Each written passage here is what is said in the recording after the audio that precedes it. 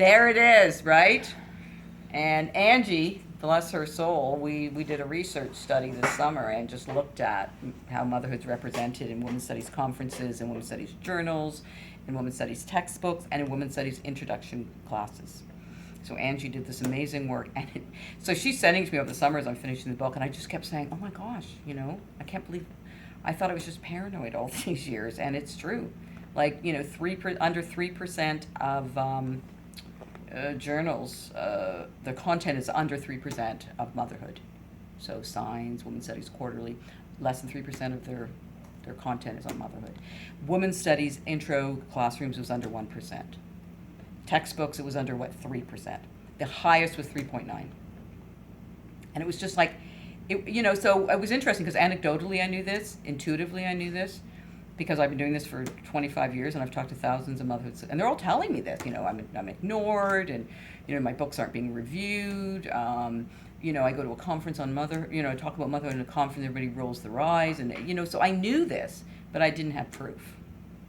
And now there is quantitative proof, empirical evidence that in the big forums of women's studies as a discipline, motherhood is. In fact, in the forward, Petra says, motherhood is literally fallen off the academic page. Like before, it might have been on the margins.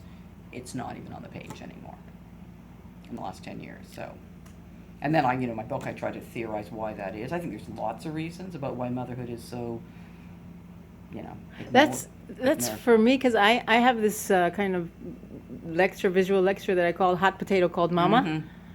Oh. Where I use cinema and popular, and Yeah. I kind of connect I make it kind of fun and visual in order to get people in that aren't interested in it. So this is hot stuff. Yeah, and it and we know this, but I just think for me, I just needed to quantify it. I mean, I'm not that person, but I just needed, because when I told people this, that motherhood's being ignored, they're saying, no, it's not. They were, you're reading too much into it, or you're too paranoid. And I thought, okay, maybe I am, but no, and I'm not saying universally, of course. I mean, I think there are some great women's studies departments that do motherhood, and I think there's some great women's studies scholars that do motherhood. Overall, though, academic feminism has, disappeared motherhood, and it's not being taught, it's not being read, it's not being reviewed. So I was saying with this book, because I kind of slam academic feminism, right? And then I thought, oh my gosh, I'm going to be in trouble. But then I thought, no, nobody's going to read the book anyway, because that's my whole thesis. So I'm actually okay, right? So I thought, oh, this is great, but I don't need to worry about people in my department being mad at me for saying this, because they're not going to read the book anyway, right? So that's fine. Right? Now you're stuck. There's a video. Yeah, now it's out there in the world, right? But no, I mean, but it's true. There's these conferences. I mean, I've done 50 of them. I can count on two hands, but maybe not even two, maybe one hand. People from my department have come to a Mercy conference. No, they don't come. They don't subscribe to our journal. They don't buy Demeter books.